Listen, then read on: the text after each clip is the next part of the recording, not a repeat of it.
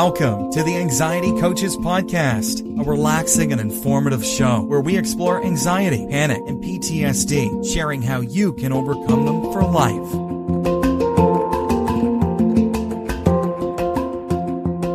Aloha! Welcome back to the Anxiety Coaches Podcast.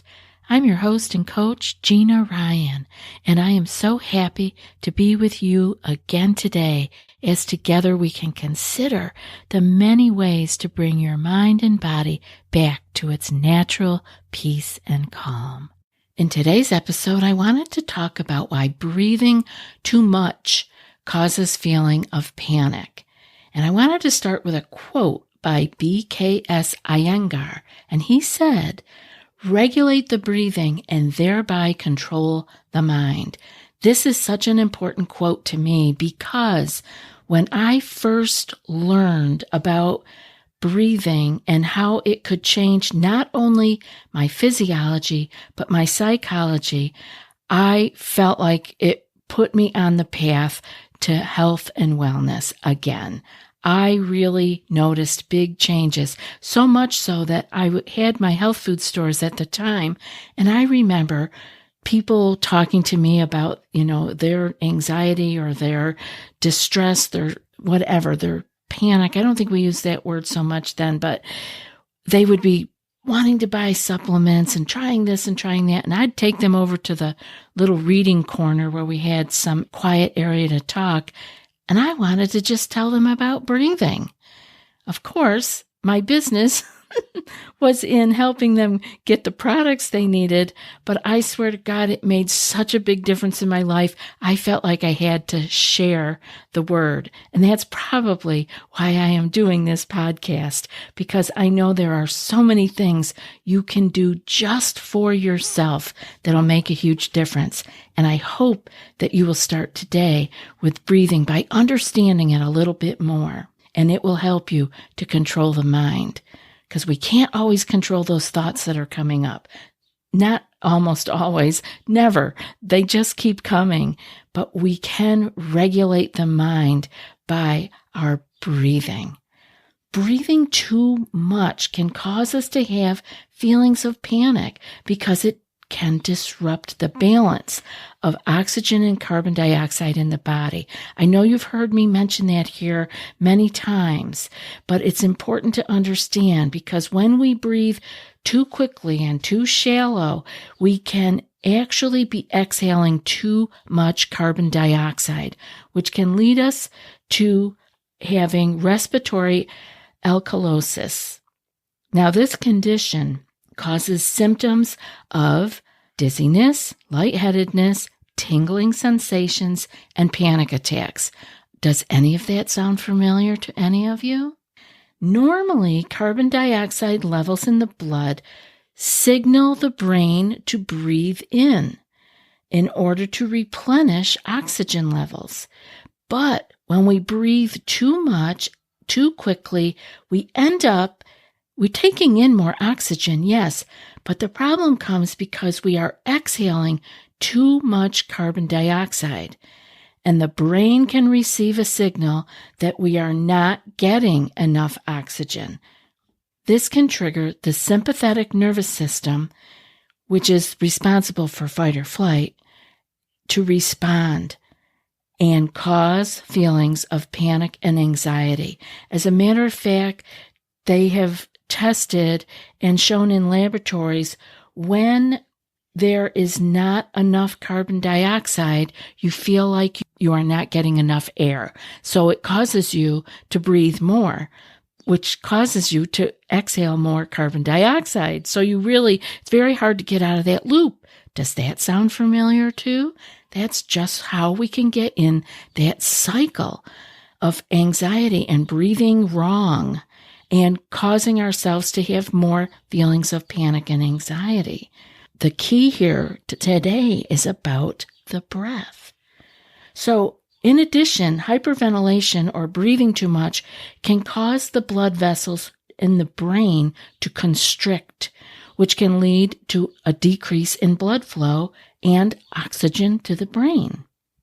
This can cause symptoms such as dizziness, confusion, and even loss of consciousness in severe cases. That's not happening to you with anxiety and panic, but with hyperventilation, taken to the extreme, these are big things that can happen. Again, the dizziness, confusion, not being able to think clearly. I know this sounds familiar. It sure was for me. It's important to note that while breathing techniques such as deep breathing can be helpful in reducing anxiety and promoting relaxation, it's important to breathe at a comfortable and natural rate to avoid hyperventilation and its associated symptoms. This is why I always tell you to breathe at your rate. Yes, you may want to space it so that your exhale is longer and slower, but I don't want you to be breathing in to a certain count or a certain number, because when I follow those things on the apps out of interest and curiosity, I would be breathing at twice my normal rate. And that would cause me to not feel well. So let your inhale take care of itself. Concentrate on your exhale being longer and slower, and your inhale can take care of itself, and you will begin to stay away from hyperventilation and all of those uncomfortable symptoms such as lightheadedness, dizziness, and tingling. Breathing is like the waves in the ocean. It comes in and it goes out. We don't just constantly have waves coming in. We notice how the water rushes back out again. And it is same with our breath. Breathing in or inhaling activates the sympathetic nervous system. This increases heart rate. And breathing out or exhaling activates the parasympathetic side of our nervous system, the rest and digest, and this relaxes the heartbeats. So this is our nervous system. We increase by breathing in. We have our sympathetic side of our nervous system. We breathe out, and we have our parasympathetic side of our nervous system. It's just like the waves. They come in and they go out. And we are using both sides of our nervous system with every breath. And this is why I have that constant reminder to everyone to have that longer, slower exhalation if you are feeling stress or panic rise. It's not that one is better than the other, our inhale or our exhale. We just need the harmony with our nervous system. Just like driving, we need our gas pedal and our brake pedal. But we don't activate both at the same time.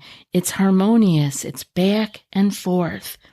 So I wanted to talk step by step about how to breathe to correct hyperventilation if you get yourself into that situation, or how to get the oxygen and carbon dioxide balance corrected. I know the feeling of when it's off balance. For me, it feels like that feeling of I can't get enough air in. No matter how much air I take in, it feels like it's not enough. And that's because we need the carbon dioxide, which we are low on. We have breathed it all out to get that oxygen that we took in order to get it into our cells. I'm not going to get into how that happens. It's very interesting. And if you want to know more about breathing and how all of that happens to get everything in order and get it off into your cells so that you are nourished, you might do well to listen to Huberman Lab's episode on breathing. It's very interesting, and he is a wonderful teacher, and so he explains it in terms that you will not only understand, but you will get a lot out of. Okay, so if you are experiencing hyperventilation and feeling like I used to, I mean, maybe you feel differently, but I would feel like I could take more air in, but I couldn't quite get over the hump. I didn't feel like it was complete somehow. And it wasn't. It was because I could suck a lot of air in, but I wasn't able to be holding on to enough carbon dioxide. to make it feel like I was being oxygenated. So what's important to do? It's important to slow down your breathing and focus on taking slow, deeper breaths, meaning just relax your belly to restore the balance of oxygen and carbon dioxide in your body. Here's a little step-by-step guide on how you can breathe to correct hyperventilation. Just sit down. It's good to sit down because you're doing something on purpose. But if you can't sit, obviously stand. Be comfortable and let your muscles relax. Relax your shoulders especially, because you don't want to be using those shoulder muscles to breathe, which we don't need to be doing that right now. That's when you're maybe running or, running away from that real tiger. Then I want you to place one hand on your chest and one hand on your belly. And just breathe in slowly and deeply through your nose. I'm a big believer in nose breathing. Allow your belly to expand as you inhale. You should feel the hand on your belly move more than the hand on your chest. And then exhale slowly and fully through your nose or your mouth. I use my nose. I don't know, I'm a nose breather. Allowing your belly to deflate as you exhale. Just notice that it does move back a little bit. You should feel your hand on your belly move inward. And continue to take slow breaths like this. Deep breaths, and I mean deep by the fact that your belly is relaxed. That lets your diaphragm flatten so that the lungs are expanding more. That's what makes it a deep breath. Focusing on filling your belly with air as you inhale and emptying your belly as you exhale. If it's difficult to slow down your breathing, try doing some counting for yourself as a nice slow count to 4 as you inhale and then count to 4 as you exhale, just so that you know that they're kind of on the same even playing field. And if you like, you can extend your exhale to be a little bit longer doing this. Holding your breath or taking quick, shallow breaths can make hyperventilation worse. If your symptoms persist or become severe or you have it all the time, this hyperventilation, just be sure to mention it to your healthcare team when you are seeing them again, because maybe you have some underlying issue for this, but most people do not. It is mostly just this confusion in breathing that we can get ourselves into when we start breathing really quickly and in the upper third of our chest. I lived this. I was always breathing little short breaths. And once I realized it and corrected it, I cannot tell you what a blessing it was. So many things changed. My physiology and my psychology. It's important to note that while deep breathing can be helpful in correcting hyperventilation, it's also important to address anything that you may have going on that's causing the hyperventilation. And that might be why you're here listening to this show, because that can include anxiety and stress. So if you find yourself trying to correct the breathing, also try to do some of the other things we talk about here, such as, I'm not even going to get into it, all of the other shows. We have so many ways for you to begin to relax your nervous system, and breathing is one of them. So you heard me mention a little bit earlier in the show how I'm a nose breather, and I am sure of how nose breathing is helpful. So I thought I would take a moment in today's episode to talk about nose breathing and how it can actually help you to balance the oxygen and carbon dioxide in your system. Many people are mouth breathers, and there's a multitude of health issues that come along with that. So I want to talk about how breathing through the nose can help balance your oxygen and carbon dioxide, but I also want you to know that it is helpful in so many ways. It's actually true. There's an old saying, I can't remember who said it, but it's very old. The nose is for breathing, the mouth is for eating. And so many people don't breathe through their nose because they think they can't. And there are many ways that you can correct all of that. If you think you have difficulty breathing through your nose, or you think you have a deviated septum, you might, but you might not. They're finding that many people are just not breathing through their nose enough for it to stay clear. I'm not going to get into all that. That's not my specialty, but I do want you to understand how nose breathing can help balance your oxygen and carbon dioxide.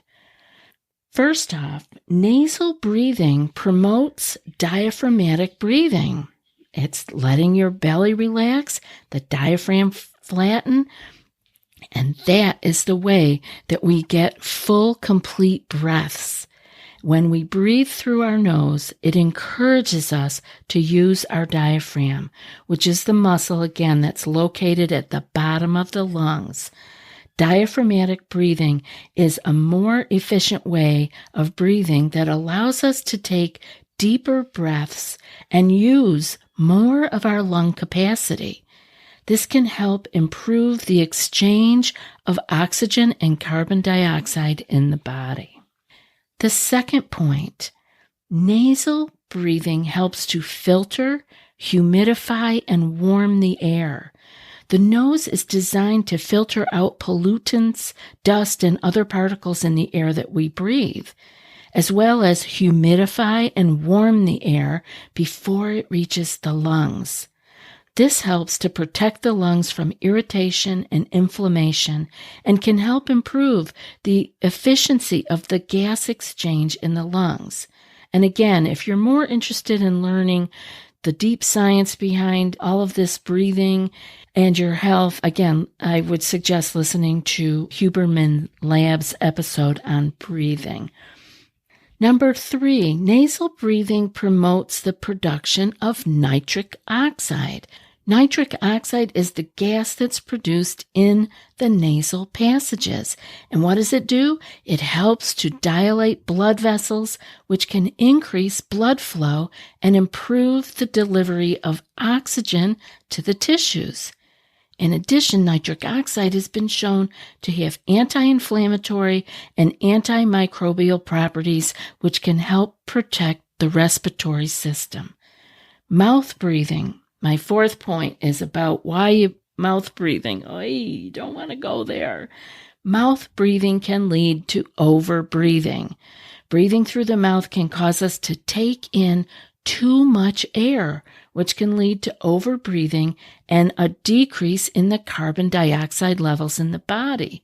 And this can lead to symptoms such as dizziness, lightheadedness, and even panic attacks. I hope that you are seeing where I'm going here. If you can learn to breathe through your nose, and there's lots of ways you can learn how to do that. I'm not getting into that today. Learn to breathe through your nose. That's what it's there for. You can hear from what I pointed out all the reasons why it is good for you. It can help to balance that oxygen and carbon dioxide levels by promoting the diaphragmatic breathing, filtering and humidifying the air, and promoting the production of nitric oxide, and prevents you from over-breathing, which I think is so important. I know I was stuck in it, and I was doing it all the time, so that I have a feeling there's a good percentage of you out there that might be doing the same thing. I'd love to hear from you if you can begin to teach yourself how to nose breathe. Teach yourself during the day first, and then you can see you might just naturally be a nose breather at night then too. But let me know. Let me know if you did this, if you noticed any changes. I would love to hear from you. I love being able to share the things that changed my life and continue to change my life. The more I talk about this, the more I learn and the more I can share with you. I love hearing from you. anxietycoachespodcast@gmail.com. And now for today's quote. Improper breathing is a common cause of ill health, and that's from Andrew Weil. I'll be back in a few more days with another podcast. Until then, be well and aloha. Thanks so much for joining us for today's episode of the Anxiety Coaches Podcast. Find more information at theanxietycoachespodcast.com.